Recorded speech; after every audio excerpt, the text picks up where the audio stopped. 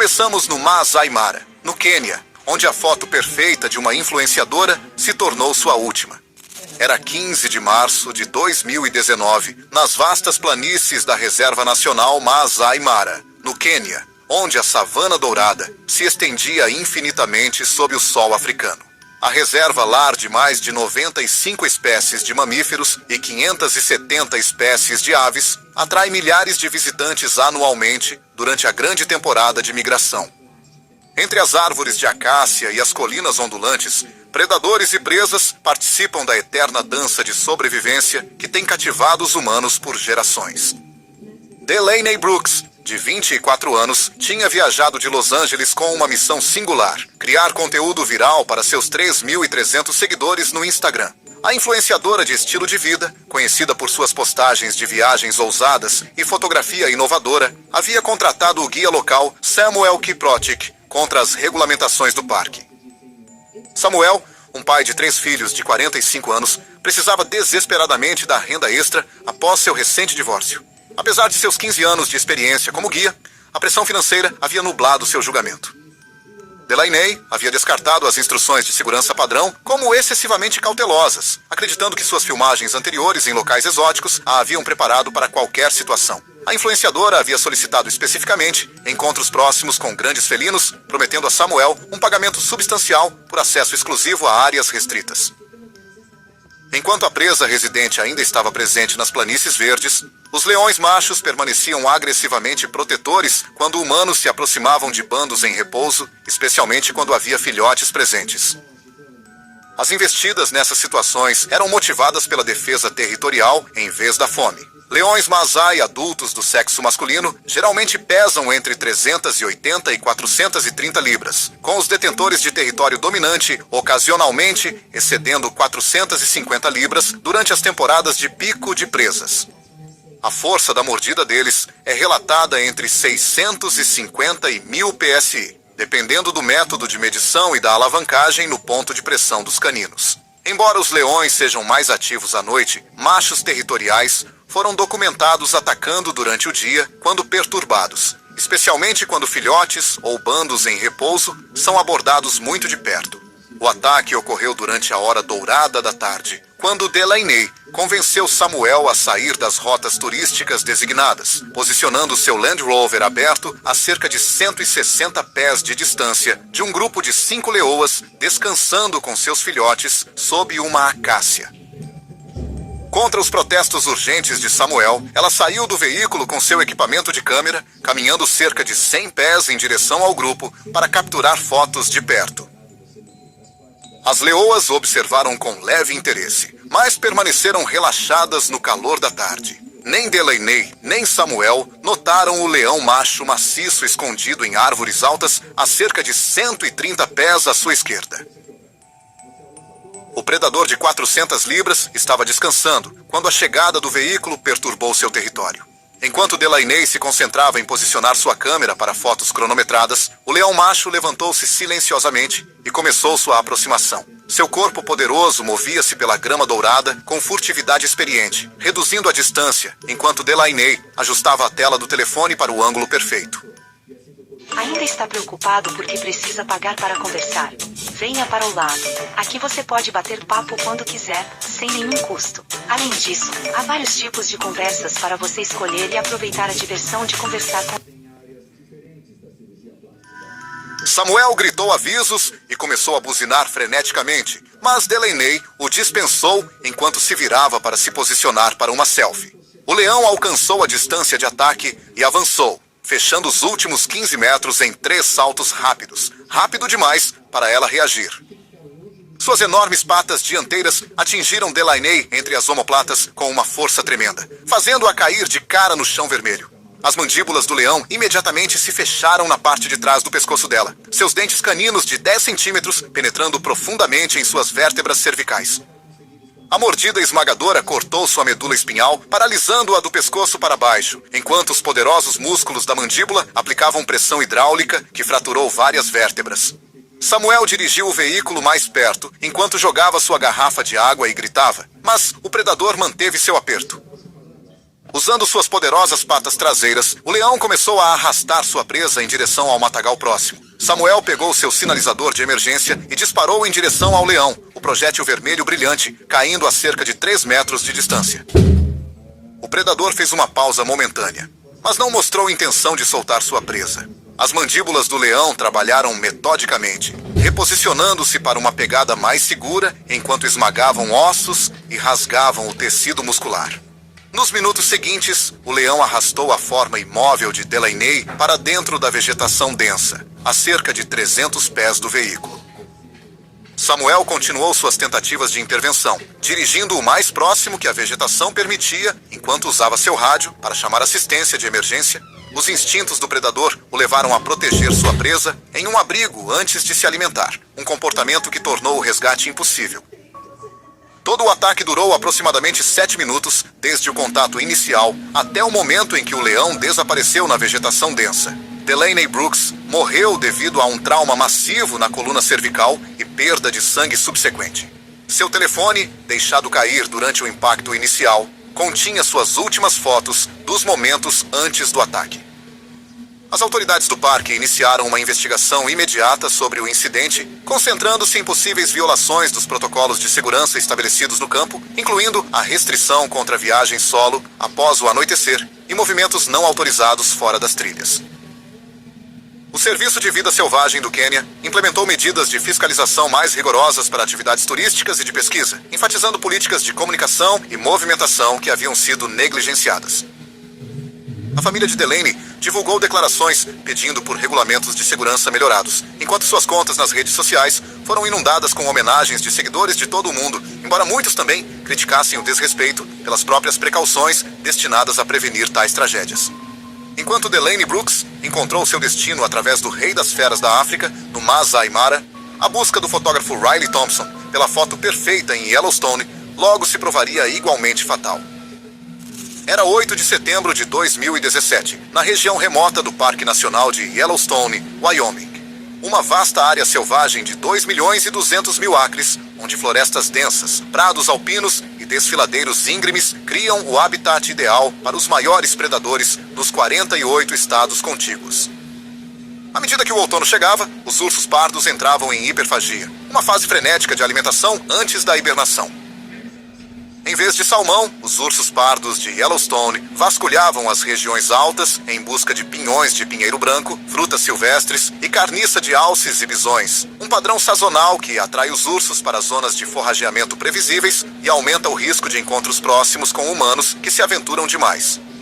Riley Thompson, de 31 anos, havia caminhado 6,5 km em território restrito até um prado remoto, onde os ursos se reuniam para se alimentar intensamente durante o pico da hiperfagia. O premiado fotógrafo de vida selvagem de Montana havia construído sua reputação capturando momentos íntimos entre predadores e presas, mas seu recente divórcio o havia levado a um comportamento cada vez mais imprudente. Seu portfólio apresentava encontros próximos com vida selvagem perigosa que lhe renderam reconhecimento na National Geographic e na Wildlife Photography Magazine. O guarda florestal Martinez havia notado os frequentes pedidos de permissão de Riley para acesso a áreas remotas, expressando preocupação com seu padrão de ultrapassar limites. A camuflagem... Esqueça a calculadora e o caderninho. Sua frente de caixa agora é touchscreen. A moderninha... A camuflagem portátil de Riley, posicionada a cerca de 24 metros de uma área de alimentação conhecida, violava todos os protocolos de segurança do parque em relação a encontros com ursos. O urso pardo norte-americano está entre os predadores terrestres mais poderosos do continente.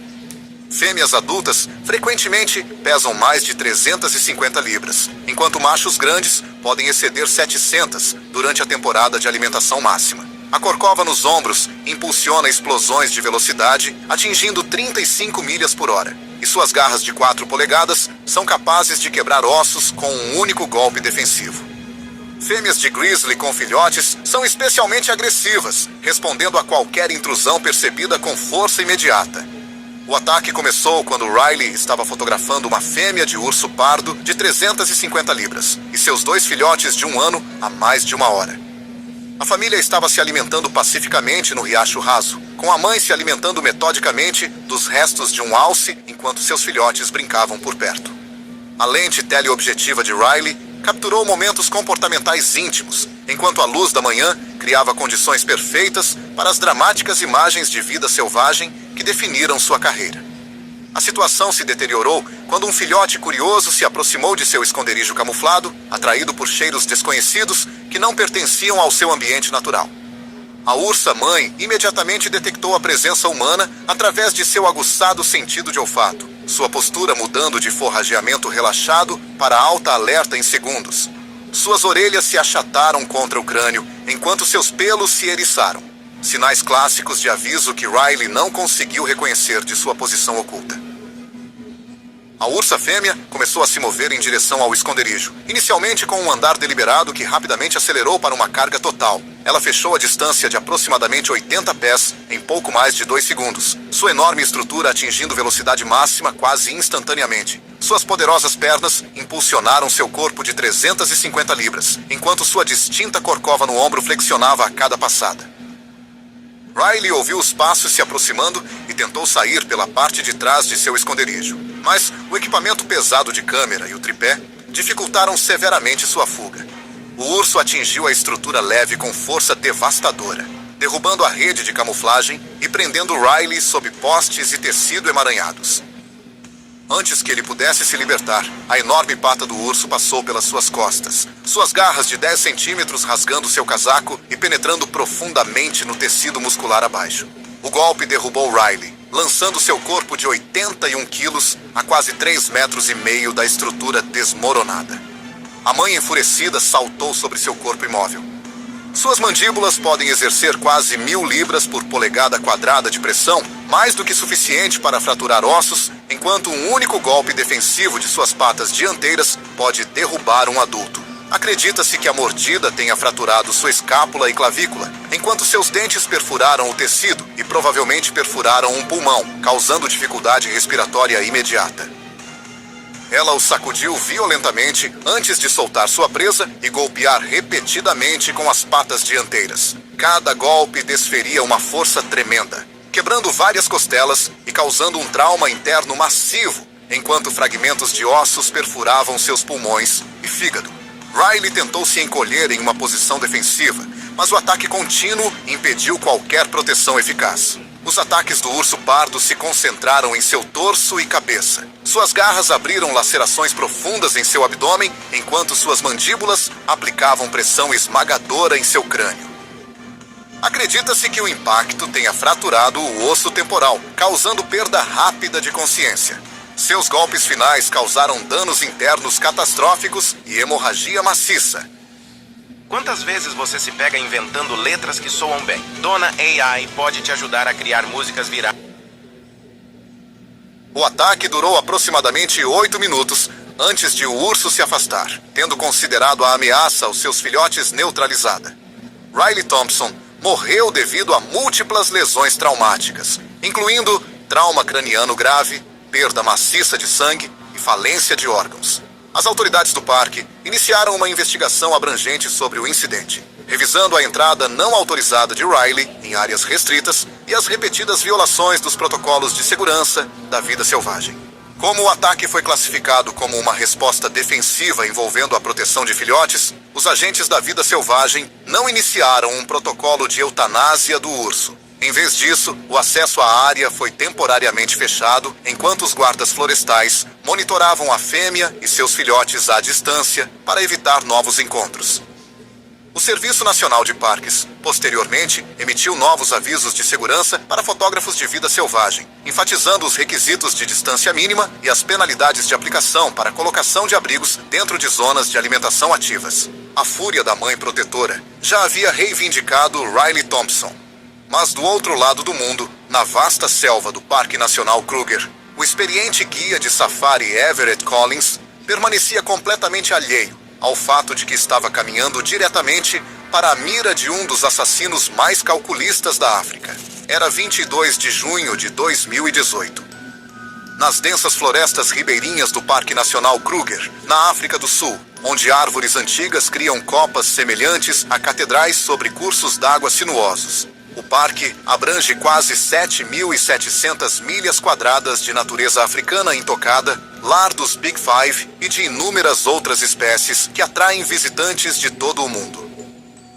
Durante os meses de inverno, a vegetação reduzida oferece excelentes oportunidades de observação de animais, mas também aumenta a atividade dos predadores, à medida que os animais se concentram em torno de fontes permanentes de água. Everett Collins, de 38 anos, guiava safaris pelo Kruger há 15 anos, construindo uma reputação impecável por seu conhecimento da vida selvagem e segurança dos turistas. O guia experiente estava conduzindo a família Morrison de Ohio em seu primeiro safari africano, uma viagem dos sonhos que eles haviam planejado por anos. Os turistas americanos consistiam nos pais de 45 e 42 anos, junto com seus 2 filhos de 12 e 9 anos, que haviam solicitado especificamente ver grandes felinos durante sua estadia de uma semana. Everett sustentava sua mãe idosa e financiava a educação universitária de sua irmã mais nova com a renda de guia, tornando a satisfação dos clientes crucial. Naquela manhã, os relatórios de rádio mencionaram um leopardo ferido na área, mas avistamentos assim eram comuns e raramente representavam ameaças diretas para os passeios guiados. A família Morrison expressou decepção por ainda não ter avistado um leopardo após 3 dias de safaris, colocando pressão sobre Everett para proporcionar a experiência completa dos Big Five. O leopardo africano é um dos predadores mais elusivos e perigosos do continente, com machos pesando até 200 libras e possuindo uma força incrível que lhes permite arrastar presas com o dobro do seu peso para as árvores. Esses caçadores solitários estão equipados com mandíbulas poderosas capazes de esmagar ossos, garras retráteis que servem como auxiliares de escalada e armas, e visão noturna excepcional que os torna predadores noturnos formidáveis. Os leopardos são conhecidos por sua furtividade, paciência e capacidade de permanecer imóveis por horas antes de atacar. Quando feridos ou encurralados, eles se tornam extremamente agressivos e imprevisíveis, frequentemente atacando com uma ferocidade desesperada que os torna mais perigosos do que espécimes saudáveis. O ataque ocorreu quando Everett descobriu pegadas frescas de leopardo na areia macia, ao lado de um leito de rio sazonal. As pegadas eram grandes e profundas, indicando um macho substancial, mas o espaçamento irregular e marcas de arrasto ocasionais sugeriam que o animal estava ferido. Contra os procedimentos operacionais padrão, Everett decidiu investigar a pé enquanto a família Morrison permanecia em segurança no Land Rover.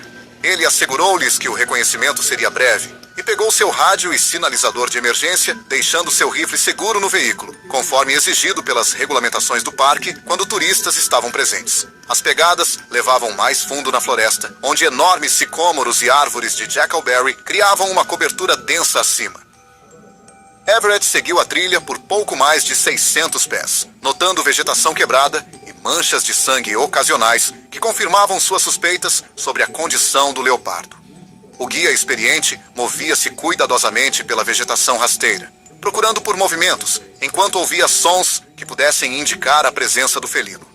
O leopardo macho de 140 libras havia se posicionado a cerca de 20 pés acima da trilha de caça, nos galhos grossos de uma enorme árvore sicômoro. Seu pelo manchado se misturava perfeitamente com as sombras salpicadas, tornando-o praticamente invisível do nível do solo. O predador ferido estava rastreando a aproximação de Everett através do cheiro e do som, esperando o momento ideal para atacar. Quando Everett parou para examinar uma pegada particularmente clara, o leopardo lançou-se do galho acima em uma emboscada calculada. As poderosas patas traseiras do predador o impulsionaram pelo ar em uma descida controlada, com as garras dianteiras estendidas e a boca bem aberta. Everett ouviu folhas farfalhando acima e começou a olhar para cima, mas o leopardo atacou antes que ele pudesse reagir. O peso total do felino caiu sobre as costas e ombros de Everett, jogando-o de cara no chão da floresta. As garras traseiras do leopardo imediatamente começaram a rasgar as costas de Everett, dilacerando sua camisa caqui e penetrando profundamente no tecido muscular abaixo. Simultaneamente, as mandíbulas do predador se fecharam na nuca de Everett, dentes caninos afiados penetrando as vértebras cervicais com força esmagadora.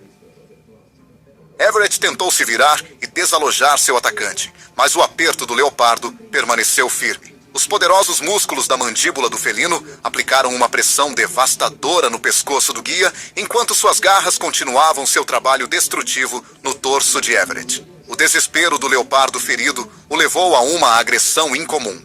Suas mandíbulas trabalhavam metodicamente, esmagando vértebras e rompendo a medula espinhal que controlava as funções motoras de Everett. Dentro de vários minutos, as lutas de Everett cessaram, enquanto o trauma espinhal e a perda de sangue cobravam seu preço. O leopardo manteve seu aperto por minutos adicionais, garantindo que a ameaça percebida fosse eliminada. Todo o ataque durou aproximadamente 6 minutos, desde o contato inicial até a conclusão fatal. Everett Collins morreu devido a trauma cervical severo e exsanguinação. Mais tarde, os parques confirmaram que o leopardo não seria sacrificado, afirmando que o animal havia reagido defensivamente devido a ferimentos e ameaça percebida, consistente com a política do parque para ataques não predatórios. Uma revisão formal foi aberta sobre violações de protocolo após ser confirmado que Everett havia saído do veículo para rastrear um predador ferido sem a escolta autorizada de um rifle. O ataque calculado do leopardo vitimou Everett Collins. Agora, no Gombe Stream da Tanzânia, o pesquisador Caleb Warren descobriria que compartilhar DNA com primatas não garante segurança em seu domínio. Era 14 de agosto de 2015, nas densas florestas do Parque Nacional de Gombe Stream, na Tanzânia, onde imponentes árvores de mogno e figueira criam um laboratório natural que tem sido palco de décadas de pesquisas inovadoras em primatologia. O parque de 52 km², estabelecido ao longo das margens do Lago Tanganica, serve como um dos mais importantes locais de pesquisa de chimpanzés da África. Durante a estação seca, as fronteiras territoriais entre comunidades rivais de chimpanzés tornam-se cada vez mais voláteis à medida que a competição por recursos alimentares limitados se intensifica. Caleb Warren, de 29 anos, havia chegado da Universidade da Califórnia para conduzir pesquisas comportamentais sobre agressão entre comunidades para sua dissertação de doutorado. O ambicioso primatologista estava estudando a comunidade de chimpanzés Kasekela há 8 meses, documentando suas disputas territoriais com grupos vizinhos. Joseph Mualimu, seu assistente de pesquisa local de 56 anos, havia sido treinado por pesquisadores pioneiros de Gombe e possuía um conhecimento inestimável dos padrões de comportamento dos chimpanzés. Joseph havia alertado Caleb repetidamente sobre entrar sozinho em território disputado, enfatizando a importância de manter contato por rádio e trabalhar em duplas. Falhas recentes no equipamento haviam deixado o sistema de comunicação pouco confiável, mas Caleb continuou com suas observações apesar das violações de protocolo. O assistente experiente notou um comportamento agressivo incomum em ambas as comunidades, incluindo aumento na atividade de patrulha e marcação territorial que indicavam tensões elevadas. Os chimpanzés representam os parentes vivos mais próximos da humanidade, compartilhando 98,8% do nosso DNA, mas possuem capacidades físicas que superam em muito a força humana. Machos adultos pesam entre 90 e 130 libras, enquanto medem apenas 4 pés de altura. Seus braços poderosos, projetados para andar sobre os nós dos dedos e escalar árvores, podem desferir golpes devastadores, enquanto seus dentes caninos afiados servem como armas formidáveis durante encontros agressivos. Os chimpanzés vivem em hierarquias sociais complexas, onde disputas territoriais podem escalar para guerras coordenadas entre... Peça por peça, aqui não falta peça, sua máquina de nido. Peça. AutoZone está aberta para você. entre comunidades. Quando ameaçados ou defendendo o território, os machos atacam intrusos percebidos, usando sua força e agilidade superiores para dominar os oponentes. O ataque começou quando Caleb chegou a um local de alimentação disputado, onde a comunidade Kasekela normalmente se reunia. Ele posicionou seu equipamento de observação a cerca de 100 pés da árvore principal de alimentação, mantendo o que considerava uma distância segura com base em interações anteriores. A situação se agravou quando vários machos agitados de Kasekela chegaram à área de alimentação já em um estado de alerta devido a recentes conflitos territoriais. O macho alfa, um poderoso chimpanzé de 54 quilos chamado Titan, pela equipe de pesquisa, notou a presença de Caleb durante sua patrulha no território disputado. No estado elevado de agressão do animal, o pesquisador humano representava uma ameaça potencial a ser investigada. Os gritos característicos de Titan mudaram para latidos agressivos enquanto ele começava a se mover em direção à posição de Caleb, com os pelos eriçados para maximizar sua aparência intimidadora. Caleb tentou recuar lentamente enquanto mantinha contato visual com o macho alfa que se aproximava, seguindo os protocolos padrão para desescalar encontros com chimpanzés. No entanto, seu movimento desencadeou uma resposta agressiva de Titan, que interpretou a presença do pesquisador como uma invasão territorial. 2 machos adultos adicionais, atraídos pelas demonstrações agressivas de seu líder, começaram a se mover em direção à posição de Caleb de diferentes ângulos. O ataque começou quando Titan avançou diretamente sobre Caleb, fechando a distância de aproximadamente 100 pés em apenas alguns segundos com um impulso explosivo para frente. O macho alfa atingiu Caleb no peito com uma força tremenda, seus braços musculosos desferindo um golpe que jogou o pesquisador para trás contra o tronco de uma árvore. O impacto atordoou Caleb e impediu uma ação defensiva eficaz enquanto ele lutava para recuperar o equilíbrio. Antes que Caleb pudesse se recuperar, Titan saltou sobre sua forma prostrada, usando suas mãos poderosas para golpear repetidamente a cabeça e o rosto do pesquisador.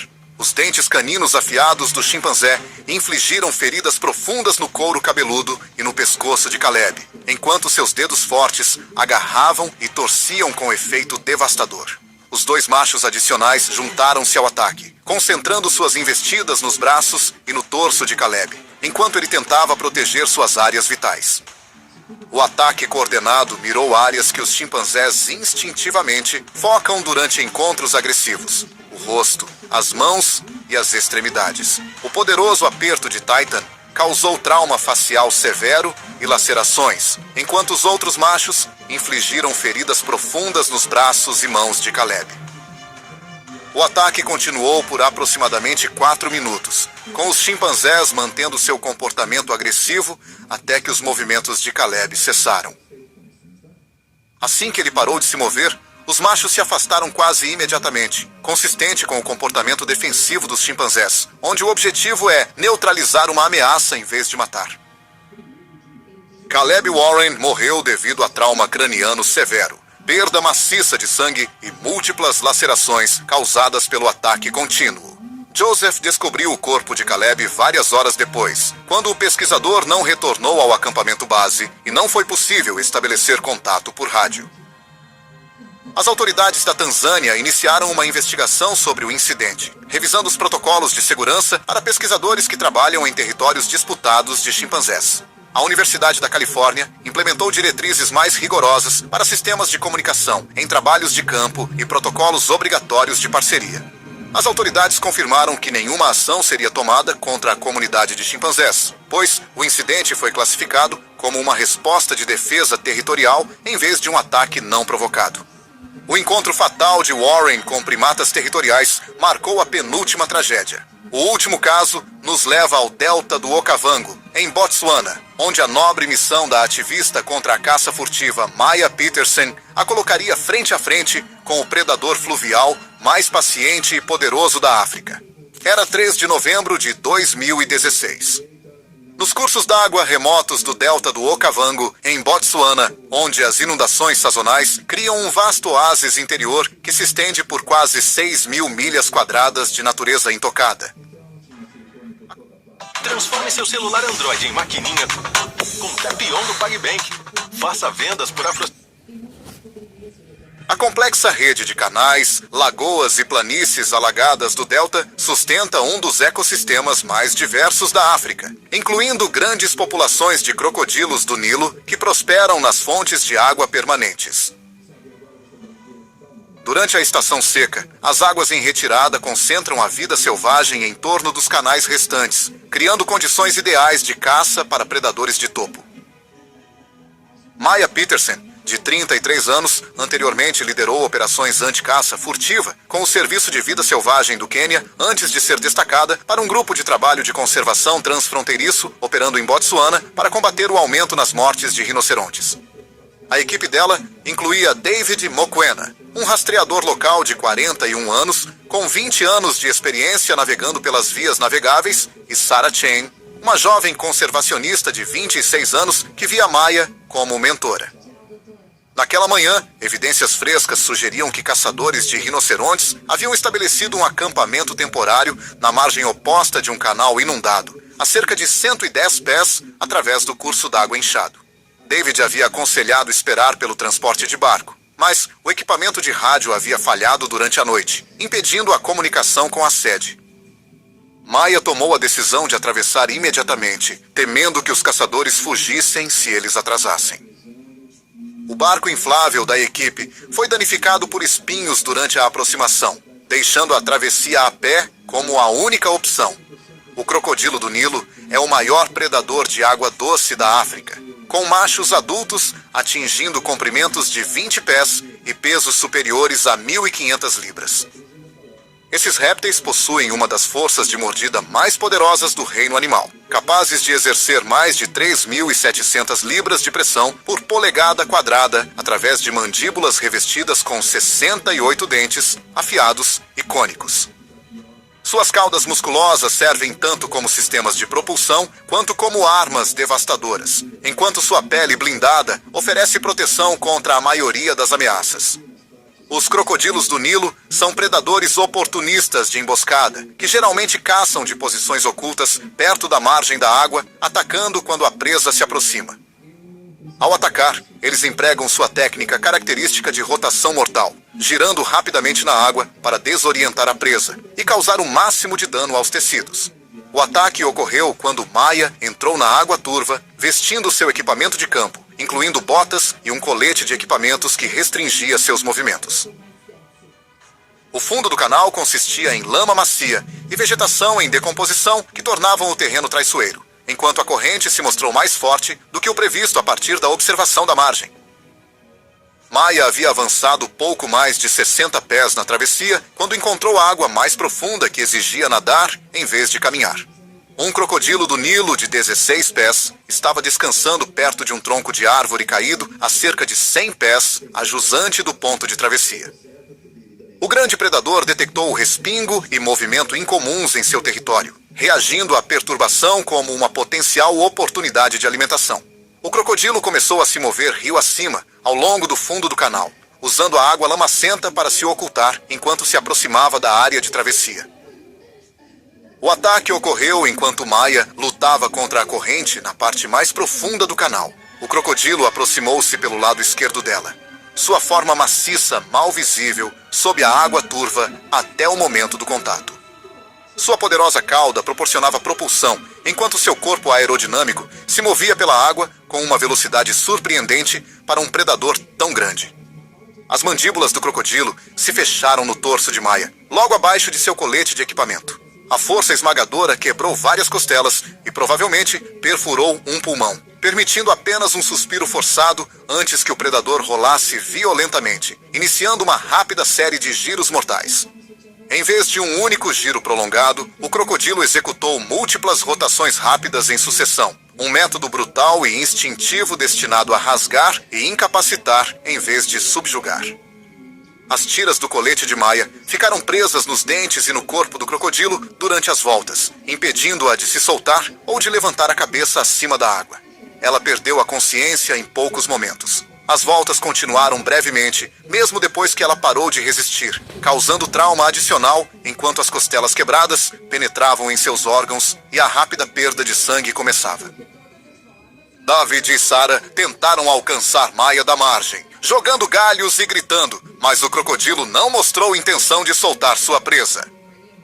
Após completar múltiplas voltas da morte, o crocodilo arrastou o corpo imóvel de Maya em direção à margem do rio, onde poderia se alimentar sem ser perturbado. Todo o ataque durou aproximadamente 3 minutos, desde o contato inicial até Maya desaparecer sob a superfície.